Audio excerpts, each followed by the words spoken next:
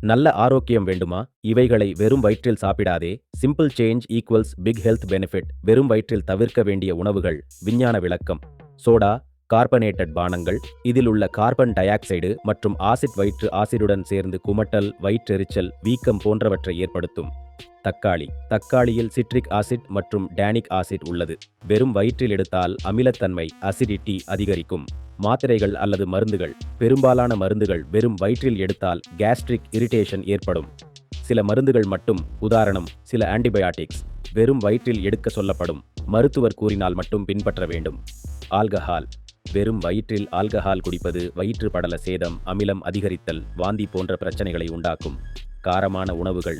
வெறும் வயிற்றில் கார உணவு அமிலம் அதிகரித்து எரிச்சல் மற்றும் வலி ஏற்படலாம். காஃபி மற்றும் தேநீர். காபியில் உள்ள கேஃபைன் வெறும் வயிற்றில் அமிலம் சுரப்பதை தூண்டும். அதனால் அமிலத்தன்மை, அசௌகரியம், மன அழுத்தம் கூடலாம்.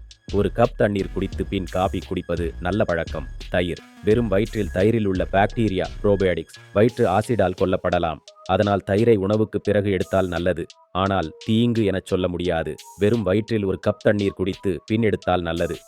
வாழைப்பழம். வாழைப்பழத்தில் மக்னீசியம், பொட்டாசியம் உள்ளன. ஆனால் சிலருக்கு மட்டும் வெறும் வயிற்றில் இது அமிலம் அதிகரித்து குமட்டல் ஏற்படுத்தலாம். பெரும்பாலானவர்களுக்கு பெரிதாக தீங்கு இல்லை. ஆனால் சிறு சிறு உணவு சேர்த்து சாப்பிடுவது சிறந்தது. சர்க்கரை வள்ளிக்கிழங்கு. இதில் டானின் மற்றும் பெக்டின் உள்ளதால் சிலருக்கு அமிலம் மற்றும் வீக்கம் ஏற்படலாம். ஆனால் அனைவருக்கும் தீங்கு என்று சொல்ல முடியாது. வெறும் வயிற்றில் சாப்பிடாமல் இருப்பது பாதுகாப்பானது. பொதுவாக காலை எழுந்தவுடன் தண்ணீர் குடிப்பது மிகவும் நல்லது. வாழ்வியல் 360 உடன் பயணியுங்கள், மகிழ்ச்சியாக இருங்கள்.